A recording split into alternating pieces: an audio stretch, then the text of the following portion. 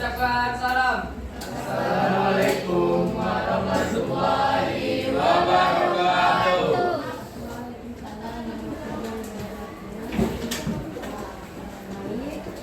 Hari ini kita akan melanjutkan materi yang kemarin hari ini itu tentang teks biografi. Nah, sebelumnya apa itu teks biografi? Ada yang sudah pernah mendengar teks biografi? Data diri, riwayat hidup, apa lagi? Identitas Ya? ya. Nah, teks itu berarti berbentuk beberapa paragraf. Nah, itu cerita. Kalau teks biografi itu cerita tentang riwayat seseorang dari dia sekolah sampai dia selesai sekolah ya, perjuangan dia. Biasanya ini tentang pahlawan. Misalnya presiden pertama itu Soekarno. Apalagi pahlawan Pangeran Diponegoro, Gusti Ngurah Rai. Kemarin kita terus ini ya, Gusti Ngurah Rai. Nah, baik, kita ulang lagi ya materi teks biografi karena kemarin jadi semuanya ya. Nah, ada yang pernah apa ini? Raffi Ahmad. Nah, siapa ini ya? Imam gak sukses.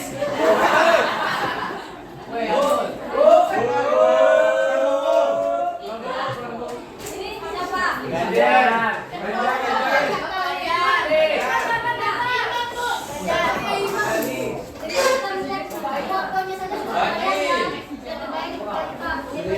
Janggar.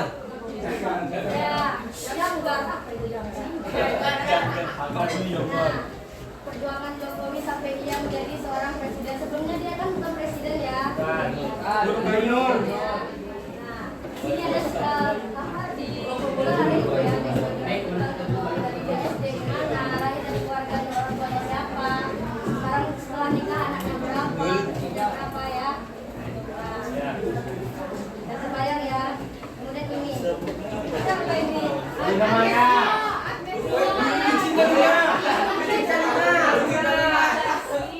Anjay, nyasar jadi artis. Agnes Monica. Bukan Monica ya, Monica. Agnes mau kawin. Agnes Monica. Kita lihat aja kan itu udah terbayang ya beberapa banyak sekali. Apa namanya? Biasa jadi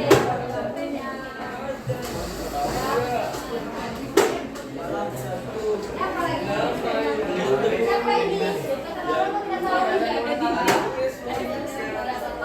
Ayo lah Len, artis tahu kali ini kita tahu. Ya itu apa Len? Yang di Ini Hajar Dewan Agar. Ini Hajar bukan Ki Haji ya. Hajar Dewan Agar.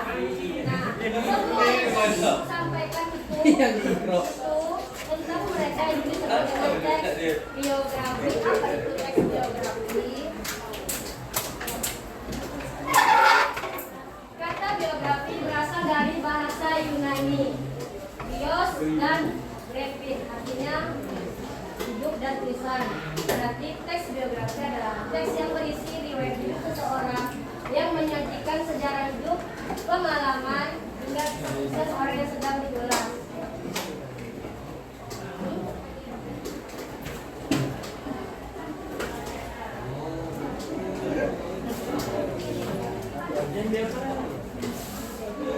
Yang di Ikro. Bayangkan boleh, tapi di buku ada juga di LKS gitu.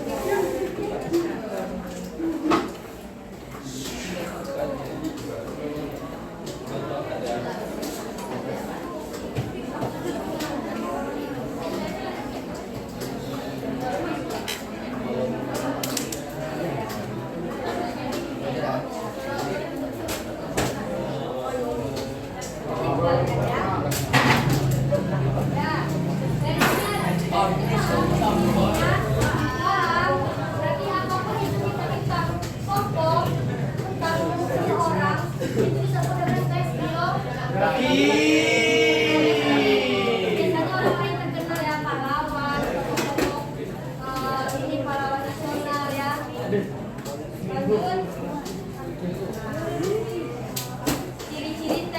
biografi. Hah? Ciri-ciri? Ciri-cirinya yang pertama itu ada riwayat pendidikan. Tadi setelah jelaskan dia dari SD di mana, SMP sampai perguruan tinggi. Kemudian pandangan hidup tokoh. Kemudian ada perjuangan dia melawan penjajahan, misalnya kalau ini ya tujuan ya keberhasilannya apa gitu. Dan yang terakhir hal yang bisa kita foto. Nah itu ciri-ciri teks biografi. Juga ada teks biografi itu harus membawa sesuatu informasi berlandaskan kenyataan. Nggak bisa dibikin-bikin dan tepat lah ya. Nggak boleh kita buat Atalita tuh playboy bu. Nah itu berarti kan hoax kan, nggak ada data konkretnya. Kata geledek. Itu kan cuma pemikiran beberapa orang yang nah, berarti penulis teks biografi itu bersifat objektif. Objektif dia tidak boleh memuji berlebihan, tidak boleh juga dia menghina, menjelekkan. Harus bersifat objektif ya. Ngerti maksud objektif? Ya. Kemudian teks biografi itu juga membawa sebuah kenyataan yang kenyataan pengalaman hidup seorang tokoh. Sampai dia akhirnya berhasil sehingga dijadikan sebagai teladan. Dan ciri yang ketiga itu teks biografi harus memiliki struktur yang jelas. Kita masuk ke struktur teks biografi. Sebelum ibu lanjut, ada yang tahu teks biografi ada berapa? Ada berapa? 3. Orientasi. Oke, pertama orientasi. Kedua isi. Peristiwa. Peristiwa ya. Dan yang terakhir reorientasi. Reorientasi. Ya, ada 3. Orientasi itu biasanya tentang dia lahir di mana, orang tuanya siapa, anaknya berapa, gitu ya, dari keluarga mana, sampai jasa yang ditemukan. Nah, peristiwa inilah inti dari teks biografi itu, bagian dari hidupnya ya, dan sampai dia meninggal nanti biasanya. Dari orientasi ini, nah ini boleh dituliskan, boleh tidak, dia bersifat opsional ya, boleh. Biasa ini kata penutup dari si penulis, itu simpulan biasanya ya. Misalnya kayak jadi kita harus mencontoh era Kartini ya. Itu biasanya reorientasi kesimpulan dari penulis. Bisa dipahami dan struktur? Bisa ya. Nah, kemudian tujuannya apa? Tujuan teks biografi apa? Agar mengenal tokoh tersebut, apa lagi? Agar bisa menjadi teladan. Ya, menjadi tauladan, bisa menceritakan pengalaman tokoh, memetik hikmah ya, sarana refleksi, mendokumentasikan sejarah, menciptakan citra positif, kemudian mengintimasikan tokoh sekali. Nah, ini tujuan ini bisa dari pemikiran kita ya, ini cuma cara misalnya dari. Oke, sekarang ibu akan memberikan contoh teks biografi tentang salah satu tokoh dari provinsi Riau. Ada nggak yang pahlawan dari provinsi Riau? Ada. Purwodadi. Aku dari Riau. Pahlawan aja. Riau. Jenderal Surhadi. Sultan Kasuria. Berpoyan. Ya, apa lagi? Pahlawan kerja. Raja Ali Haji, apa lagi? Ahmad Amir. Ganas Effendi tokoh juga ya. Arifin Ahmad. Nah, ibu akan tampilkan contoh teks biografi Ki Hajar pahlawan dari Amir. Ki Hajar Diamantara. Raja Ali Haji, Raja Ali Haji ya. Oke. Dengarkan sama-sama dengan ke belakang. Nah. Atau imam.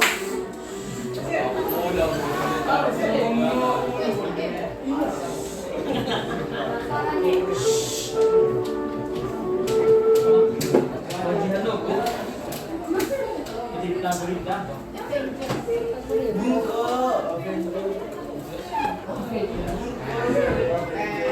Ih, kok ini meja apa nih? apa nih? Suaranya ikut terlaksana dalam buku masa lampau bahasa Indonesia, sebuah bunga rampai. Dalam buku tersebut ia mengatakan bahasa Indonesia merupakan salah satu beragam dari bahasa Melayu. Dia juga mencatat populernya bahasa Melayu karena digunakan sebagai bahasa di pemerintahan administrasi kolonial.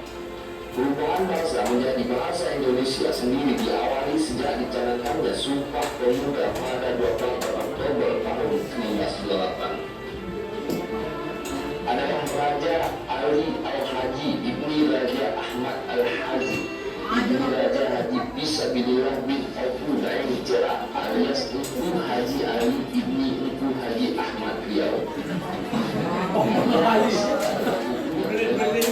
Indonesia.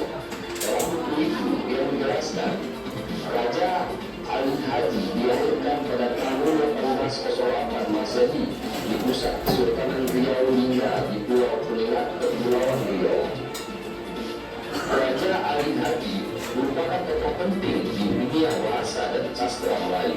Pengaruh pemikirannya terhadap perkembangan dunia Melayu sangat nyata pada hasil karya-karya sastranya. Karyanya banyak dijadikan sebagai sumber rujukan dalam tradisi penulisan klasik maupun modern. Tak hanya itu, Raja Ali Haji juga membuat sebuah pedoman yang menjadi standar bahasa Melayu yang merupakan cikal bakal bahasa Indonesia. Nah, mengelompokkan karya sesuai kemampuan peserta didik dari angket edukasi kemarin. Jadi itu aku pakai kelompok yang beda-beda dengan yang kemampuannya tinggi, sedang, biar nanti nilainya tinggi. Tapi ini bekasi soal yang susah tuh, dengan kemampuannya yang rendah nanti dia nilainya rendah. Semua nilai satu. Bisa dipahami? Nah, jadi oke, boleh catat kalau mau dicatat. Raja Kodong leksinya. Nampak lah. Raja Kodok datang ke dunia. Dari tanah Ibu Kodok. Kesimpulannya teks biografi itu berupa non-fiksi ya. Non-fiksi itu sama dengan nyata, bukan dibuat-buat.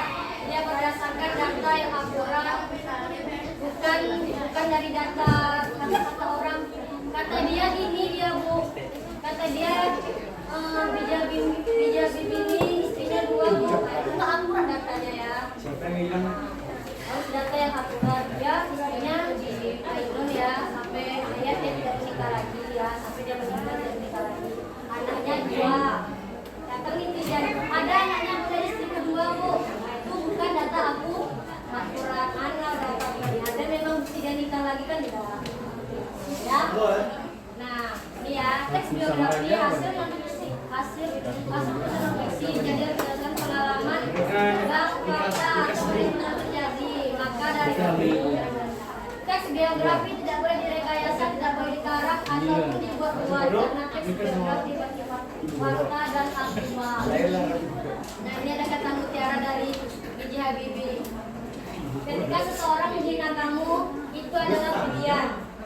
Bahwa selama ini mereka menghabiskan banyak waktu untuk memikirkan kamu, dipikirkannya kamu. Apalagi ya yang bagus menghina dia ya. Itu pujian buat kita. Ya, bahkan ketika kamu sudah memikirkan mereka. Jadi kalau kita dihina, beda aja itu pujian. Dia mah